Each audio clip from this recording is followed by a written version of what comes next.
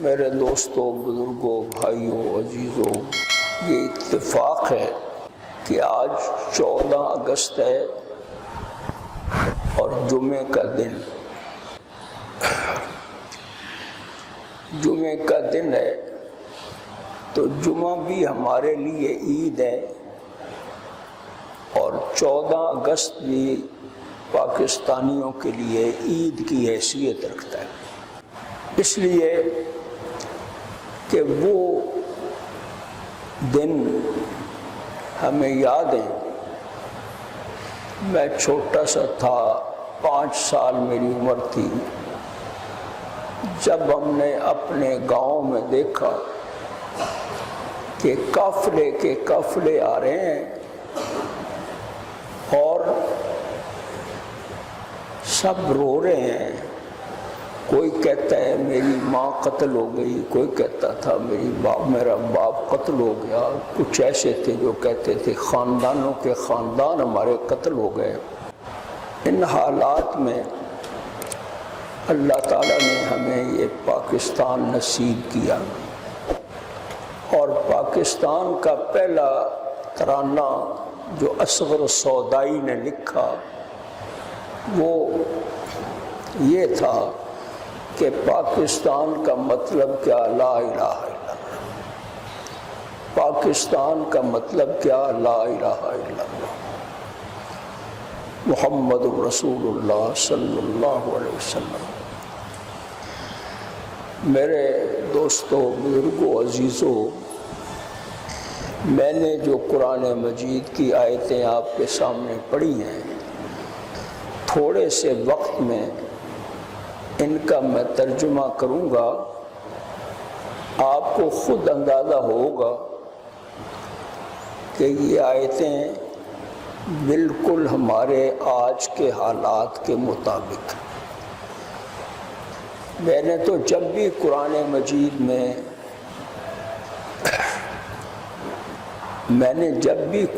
مجید میں کوئی صفحہ کھولا، کوئی رکوع کھولا، کوئی آیت پڑھی، تو سچی بات ہے کہ مجھے تو یہی محسوس ہوتا ہے کہ قرآن مجید کی ایک ایک آیت ہمیں تنبیہ کر رہی ہے، سمجھا رہی ہے، اور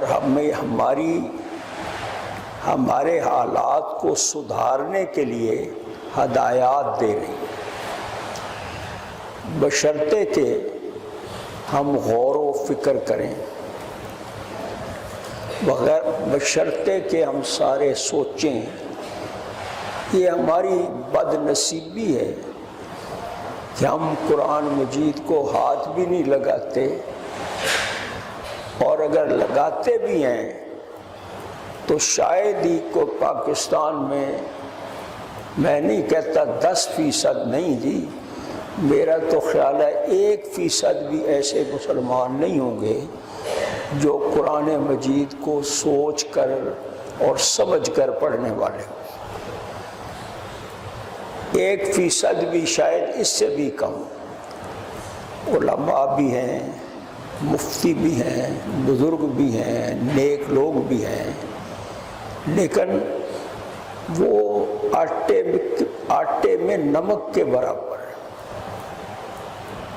عام لوگ، مثلا کتنے لوگ یہاں بیٹھے ہیں، شاید ان میں 4، 10، 5 آدمی ایسے ہوں جو قرآن مجید کا مطلب جانتے ہوں، ترجمہ کچھ نہ کچھ سمجھتے ہوں، یا جنہوں نے نماز کا ترجمہ سیکھا ہو اور وہ سمجھ کر نماز پڑھتے ہوں۔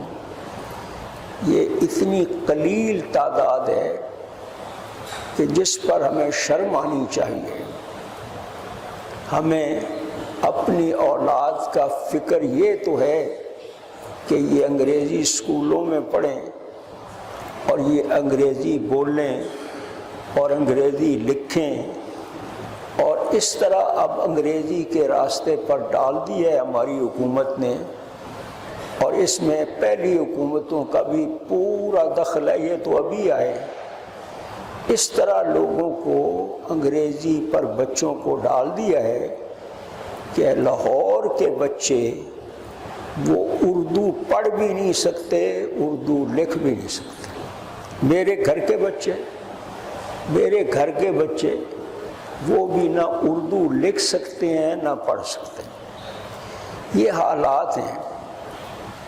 ان حالات میں اللہ تعالیٰ نے ہمیں ایک دفعہ پھر یہ دن دکھایا جس دن میں اللہ تعالیٰ نے ہمیں ہندوؤں سے نجات دی۔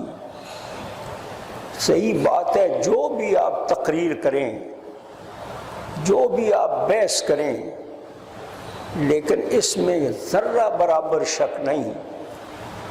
آج آپ ہندوستان کی حالت دیکھ لیں، کشمیر کی حالت کو دیکھ لیں، اور دنیا کے تمام میں پتہ ہے بڑے اطمینان سے حافظ صاحب کہہ رہا ہوں، دنیا کے سارے مسلمان ملکوں کو دیکھ لیں، سارے مسلمان ملکوں کو دیکھ لیں، اور غیر مسلمان جو ملک ہیں جن میں مسلمان بستے ہیں ان کو دیکھ لیں۔ آپ اگر غور کریں گے تو آپ کو احساس ہوگا کہ پاکستان ہمارے لیے کتنی بڑی نعمت ہے۔ پاکستان ہمارے لیے بڑی نعمت ہے۔ کاش کہ ہم اس نعمت کا شکر ادا کر سکیں۔ ہم نے اس نعمت کا شکر ادا نہیں کیا، اور اللہ تعالیٰ نے قرآن مجید میں فرمایا سل بنی اسرائیل کم آتیناہم من آیۃ بینہ، اور آگے ساری نہیں آیت میں کچھ اور آیتیں پڑھنی ہیں۔ وَمَن يُبَدِّلْ نِعْمَةَ اللَّهِ مِن بَعْدِ مَا جَاءَتْهُ فَإِنَّ اللَّهَ شَدِيدُ الْعِقَابِ۔ جو اللہ تعالیٰ کی نعمتوں کی قدر نہیں کرتا، اللہ وہ نعمت اس سے چھین لیتا ہے۔ اب لوگ کہتے ہیں چھین لیتا ہے کا کیا معنی؟ اگر اندھے ہیں اور ہمیں دکھائی نہیں دیتا تو اس کا تو کوئی علاج نہیں۔ آپ یہ دیکھیں کہ یہ بچے کوئی شاید ہی کوئی بچہ ہو ایسا جس نے پاکستان کو دیکھا ہو، 71 سے جو پہلے پیدا ہوئے یا 71 کے بعد جو پیدا ہوئے 75-76 میں، انہوں نے تو پورے پاکستان کو دیکھا ہی نہیں۔ ہم نے تو سب نے ماشاءاللہ کچھ لوگ ہیں جنہوں نے پاکستان پورے کو دیکھا ہوگا، اور آج وہ پاکستان دو حصوں میں بٹ گیا ہے۔ وہ بنگلہ دیش بنا اور یہ پاکستان بنا، لیکن پھر بھی ہمیں احساس نہیں کہ ہم اس پاکستان کو سنبھالیں۔ یعنی میں کسی حکومت کی بات تو میں کرتا ہی نہیں، میں کہتا ہوں سنبھالنے کا معنی میں بھی سنبھالوں، آپ بھی سنبھالیں، پوری قوم سنبھالیں، پوری حکومتیں سنبھالیں اس پاکستان کو، تو پھر یہ پاکستان بنے گا۔ دیکھیے ہم نے بالکل نہیں سنبھالا، اور اب تک یوں سمجھیے کہ ہم اتھاہ گہرائیوں میں ہی جا رہے ہیں، اتھاہ گہرائیوں میں۔ ہر آنے والا دن ہمارے لیے کوئی اچھا پیغام نہیں لا رہا۔ آپ سارے سمجھدار ہیں، پڑھے لکھے لوگ ہیں، اشاروں کو بھی آپ سمجھتے ہیں۔ ہر آنے والا دن پاکستان کے لیے کوئی اچھا پیغام لے کر نہیں آ رہا۔ کیوں پیغام اچھا لے کر نہیں آ رہا؟ اس واسطے کہ ہم نے خدا اور رسول کو چھوڑ دیا ہے۔ ہم نے وہ پاکستان جس کو اللہ کے نام پر لیا تھا اور محمد الرسول اللہ صلی اللہ علیہ وسلم کے نام پر لیا تھا، آج وہ پاکستان نہیں ہے۔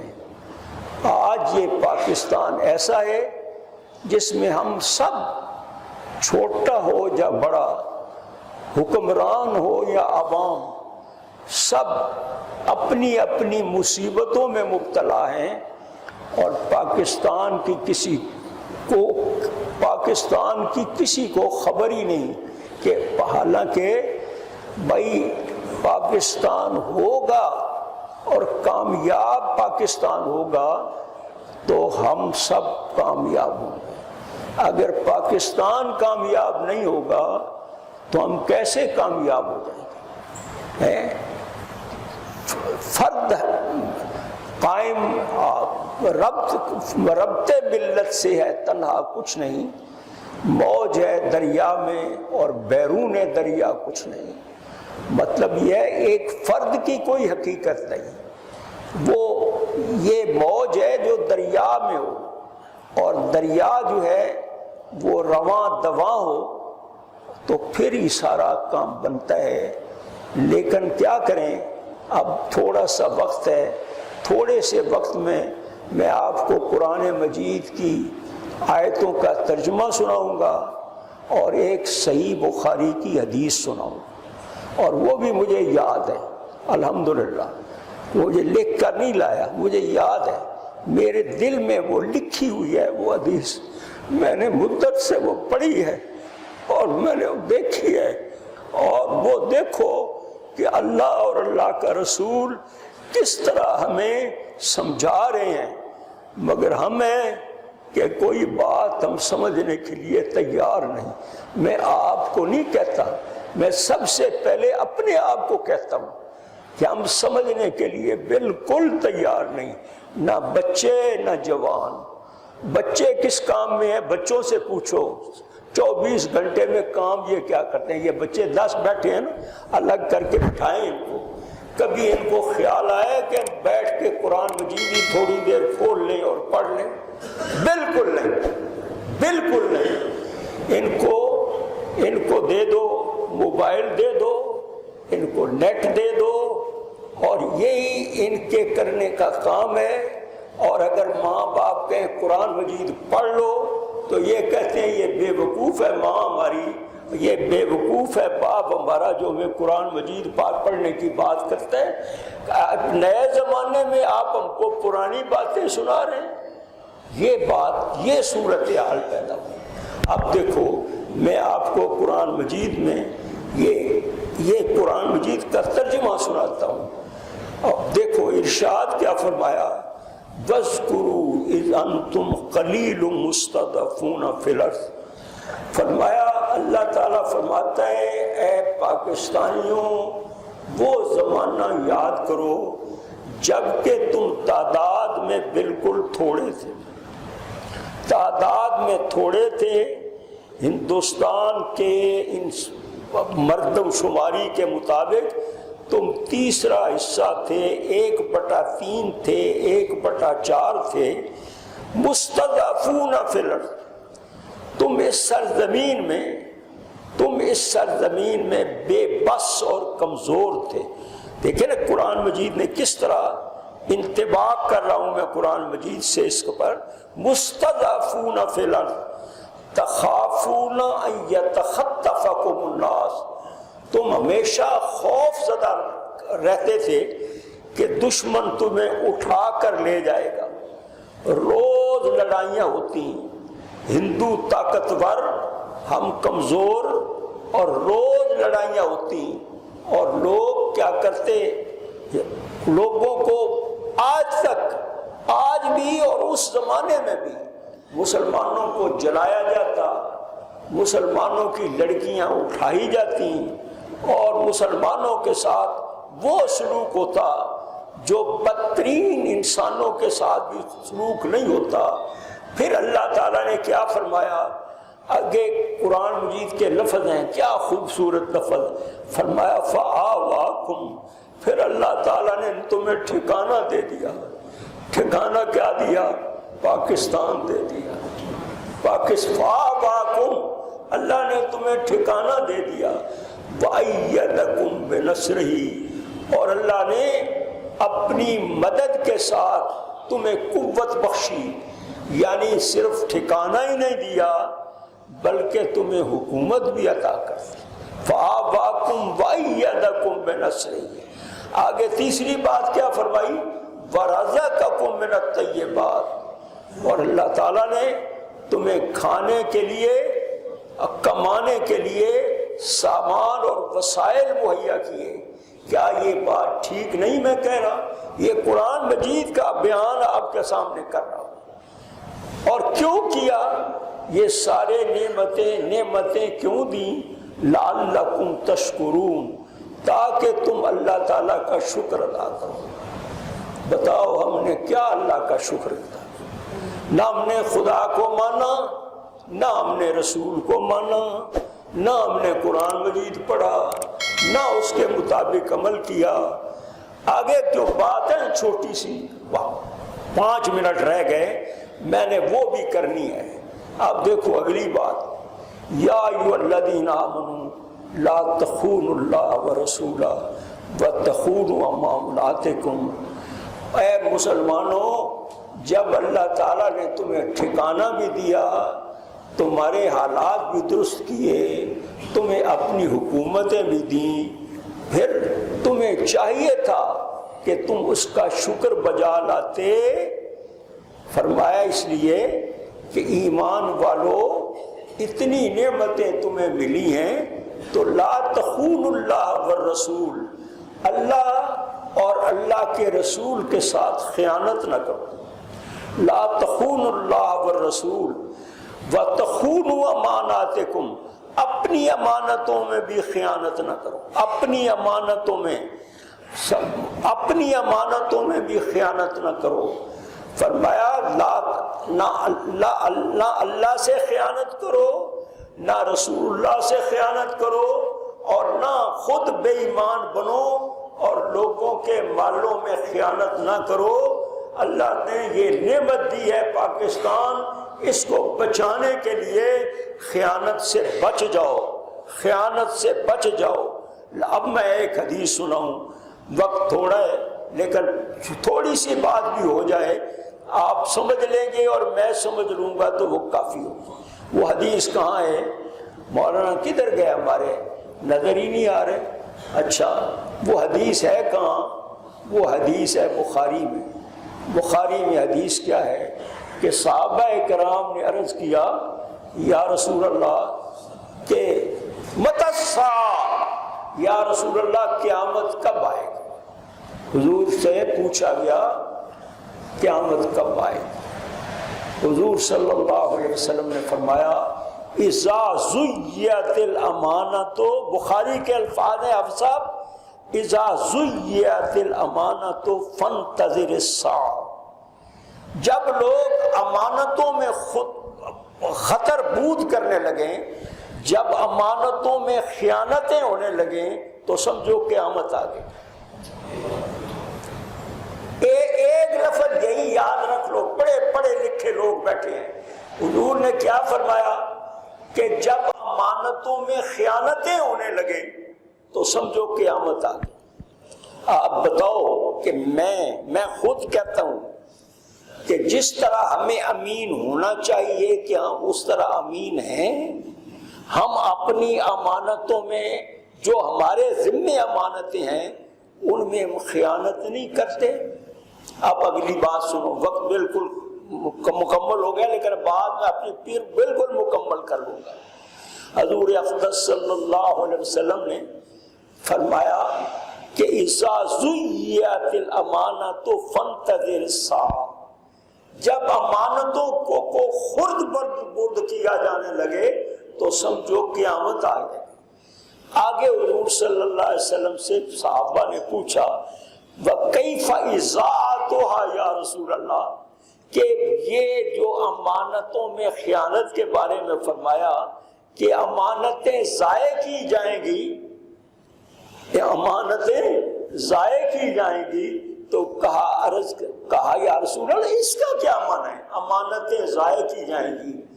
آپ دل پر ہاتھ رکھو، دل پر ہاتھ رکھو اور غور سے سن لو. یہی بات آج کی آخری بات ہے میری آج کے مضمون کی.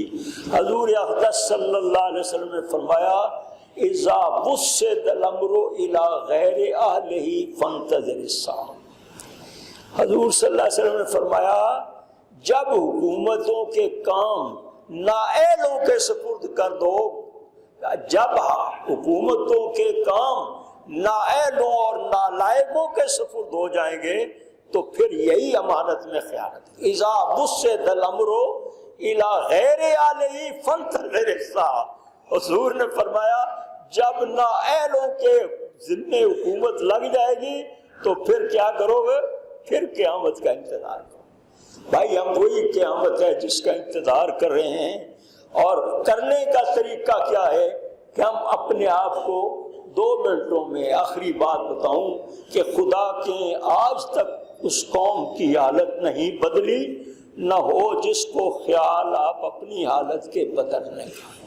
ہم نہیں بدلے اور شاید ہم نے نہیں بدلنا، لیکن یاد رکھو کہ اللہ تعالیٰ کا نظام یہ نہیں ہے پانی پیو گے تو پیاس بجھے گی، پانی پیو گے تو پیاس بجھے گی، دوا کھاؤ گے تو علاج ہوگا، اور اگر ہاتھ پر ہاتھ دھرے منتظر فردہ رہو گے تو اسی طرح ٹھڈے کھاؤ گے، اسی طرح ذلیل ہوگے جس طرح دنیا میں آپ ذلیل ہو۔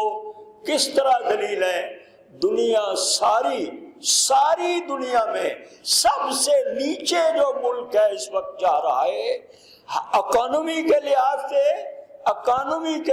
سے اور ہر لحاظ سے وہ پاکستان ہے، اور اس لیے جا رہا ہے کہ ہم نے خدا کے ساتھ اور رسول اللہ صلی اللہ علیہ وسلم کے ساتھ جو عہد کیا تھا کہ پاکستان کا مطلب کیا؟ لا الہ الا اللہ، ہم اللہ کو بھی بھول گئے اور رسول اللہ صلی اللہ علیہ وسلم کو بھی بھول گئے۔ اب بھی واپس آ جاؤ، انشاءاللہ اللہ کی پھر مہربانی آ جائے گی۔ وآخر دعوانا